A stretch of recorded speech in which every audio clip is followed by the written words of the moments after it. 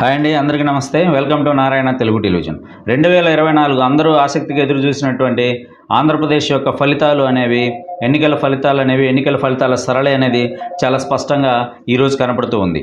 Andhra Pradesh political screen మీద Telugu Desam party tsunami అనేది, NDA కూటమి యొక్క సునామీ అనేది ఆంధ్రప్రదేశ్ పొలిటికల్ స్క్రీన్ మీద కనిపిస్తుంది. దాదాపు ఎన్డీఏ కూటమిలో భాగస్వామి అయినటువంటి తెలుగుదేశం పార్టీనే 134 స్థానాలు పైగా లీడ్ కొనసాగుతూ ఉంది. జనసేన దాదాపుగా పోటీ చేసిన అన్ని అసెంబ్లీ స్థానాల్లో కూడా తన యొక్క బలాన్ని ప్రదర్శిస్తూ ఉంది, లీడును ప్రదర్శిస్తూ ఉంది. అదేవిధంగా కూటమి తరఫున పోటీ చేసిన భారతీయ జనతా పార్టీ బీజేపీ కూడా తన యొక్క పోటీ చేసిన అన్ని స్థానాల్లో కూడా తన యొక్క మెజారిటీని కొనసాగిస్తూ ఉంది.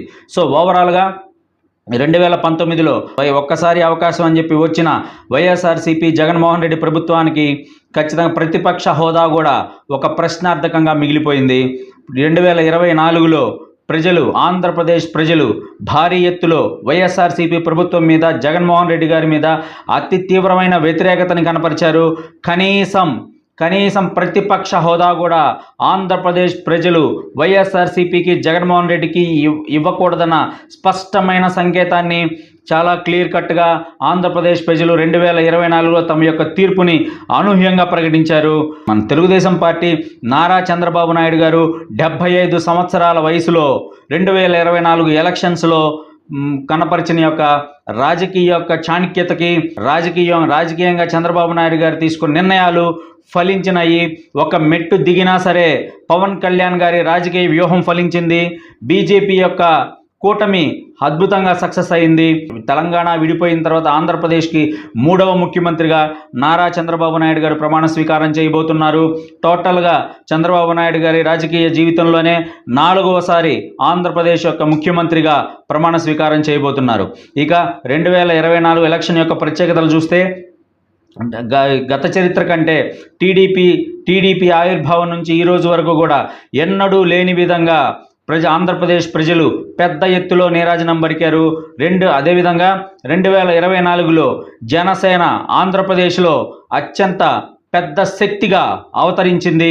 బీజేపీ తన ఓటింగ్ శాతాన్ని పెంచుకుంది. కాంగ్రెస్ ఎక్కడా ప్రభావితం చూపించలేకపోయింది. సో ఓవరాల్గా ఏంటంటే 2024 రాజకీయ ముఖ చిత్రంలో వైఎస్ఆర్సీపీ యొక్క రాజకీయ భవిష్యత్ అనేది ప్రశ్నార్థకంగా మిగిలిపోయింది.